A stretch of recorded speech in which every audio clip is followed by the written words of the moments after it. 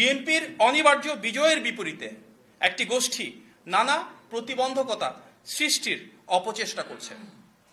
আমরা আজ সকালে গণমাধ্যমে দেখতে পেলাম সৈয়দপুর বিমানবন্দরে ঢাকা থেকে যাওয়ার পর নগদ অর্ধ কোটিরও বেশি টাকা সহ ঠাকুরগাঁও জেলা জামাতের আমিরকে আটক করেছে পুলিশ।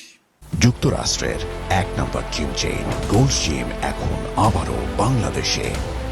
বসুন্ধরা আবাসিক এলাকা ও বসুন্ধরা সিটি শপিং মলে, যেখানে নির্বাচনে অবৈধ অর্থনৈতিক লেনদেন প্রতিহত করতে সকল ব্যাংক, অর্থনৈতিক প্রতিষ্ঠান, ব্যবসায়িক লেনদেন ও কার্যক্রম বন্ধ রয়েছে, সেখানে স্বাভাবিকভাবেই সর্বত্র প্রশ্ন উঠছে জামাতের একটি জেলার সর্বোচ্চ নেতা কোন উৎস থেকে এই বিপুল পরিমাণ অর্থ নিয়ে কি উদ্দেশ্যে, কাদের দেওয়ার জন্য নির্বাচনের ঠিক আগের দিন ঢাকা থেকে ঠাকুরগাঁও যাচ্ছেন।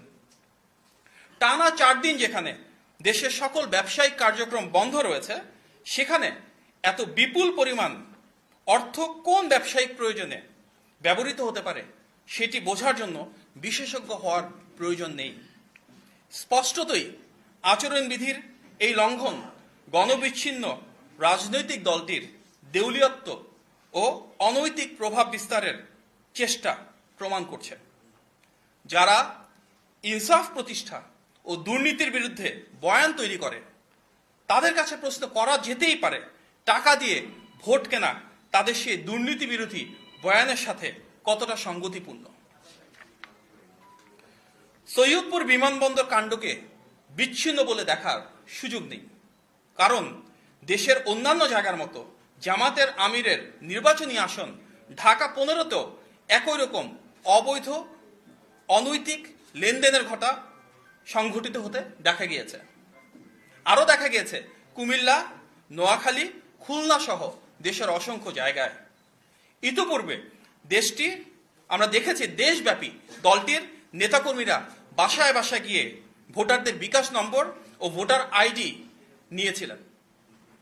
তবে বিকাশ, রকেট বা নগদের মাধ্যমে এভাবে অবৈধ অর্থ প্রেরণ বা জান্নাতের টিকিটের প্রলোভনকে ধর্মপ্রাণ দেশবাসী ইতিমধ্যেই প্রত্যাখ্যান করেছেন।